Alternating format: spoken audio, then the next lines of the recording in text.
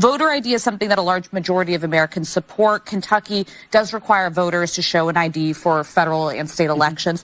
Where do you fall on the SAVE Act specifically? Well, I consider myself pragmatic. I think that we can agree that election security is an important thing. But when you create policies that are so onerous, you push people out who have the right to vote, who should be able to register. Onerous, he says. Not a word I hear every day, so I had to Google it. It basically means pain in the ass.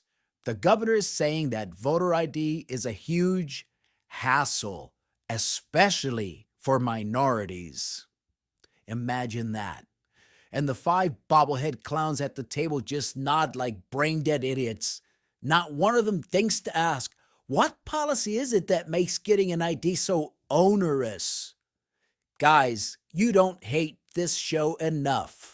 The SAVE Act is expected to be brought this week to the floor for a vote. Do you support voter ID for elections? Well, it depends on what you mean by voter ID. When you want to say that everyone has to produce a birth certificate, including women whose married names are not on their birth certificates, that creates a real problem for me.